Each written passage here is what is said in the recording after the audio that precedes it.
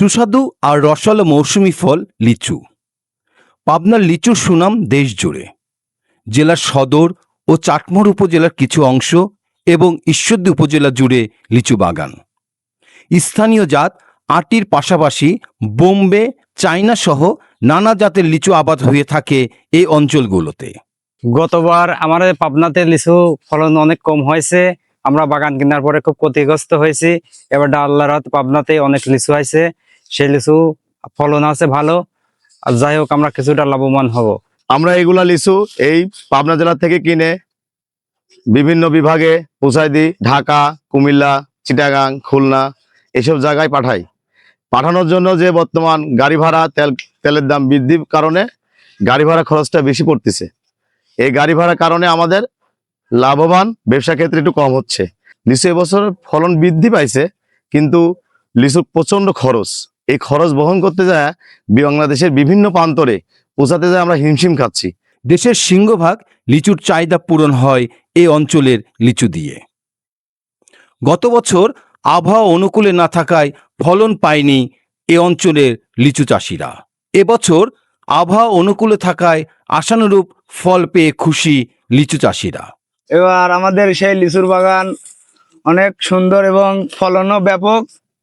এবং গতবারের চাই এবার হচ্ছে যা আশা করেছিলাম 3000, সেখানে হচ্ছে 8000, 10,000।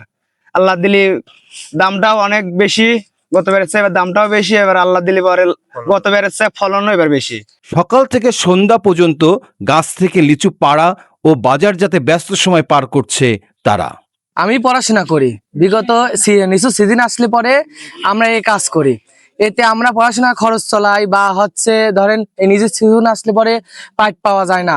এই কারণে এই কাজ করার পাশাপাশি আমাদের পড়াশোনার খরচও চলে যায়, এবং পাশাপাশি ধরেন হচ্ছে বাসার যে খরচটা এটাও চলে যায়। তবে মৌসুমের শেষ দিকে এসে প্রচণ্ড গরম ও ঝড় বৃষ্টির কারণে কিছুটা লোকসানের আশঙ্কা করছে চাষিরা। আমাদের লিচুর এবারে যে ফলন ছিল সেই ফলনটা এখন বর্তমানে নাই। কারণ যে বাগানে লিচু ধরেছিলাম মনে করেন 5 লাখ, সেই বাগানে লিচু হয়ে যাচ্ছেন 3 লাখ। আর প্রথমত যখন ভাঙিছিলাম যে বাগানে লিচু ধরেছিলাম 2 লাখ, সে বাগানে লিচু হয়েছিল 3 লাখ। প্রথমত ঈদের আগে, এই ঈদের পরে এসে প্রাকৃতিক দুর্যোগের কারণে আমাদের লিচুর ফল সব কমে গেছে। আবার অনেকে ফুড ব্যাগিং পদ্ধতিতে নিরাপদ লিচু উৎপাদন করে বিদেশে রপ্তানির আশা করছে। এই যে দেখতে পাচ্ছেন ফুড ব্যাগিং পদ্ধতিতে লিচু উৎপাদন করেছি। ফুড ব্যাগ, এটা আমরা ফুড ব্যাগিং এর মাধ্যমে লিচু উৎপাদন করে দেশের বাইরে পাঠাচ্ছি, এবং এটা একদম বিষমুক্ত। এই লিচুতে কোনো ধরনের বিষ বা রাসায়নিক কেমিক্যাল স্প্রে করা হয়নি। আমি এই বছর দিয়ে 3 বছর ফুড ব্যাগ করে লিচু উৎপাদন করতেছি। আশা করছি গত 2 বছরের ন্যায় এবছরও আমি বাইরে দুবাইতে লিচু পাঠাবো। সেই অনুযায়ী ফুড ব্যাগ করা, এবং তাদের সাথে কথা হচ্ছে, তারা খুব শীঘ্রই আমাদের জানাবে, এবং আমরা যত দ্রুত সম্ভব তাদেরকে লিচু এক্সপোর্ট করব। কৃষি বিভাগ বলছে আবহাওয়া অনুকূলে থাকায় বাম্পার ফলন হয়েছে।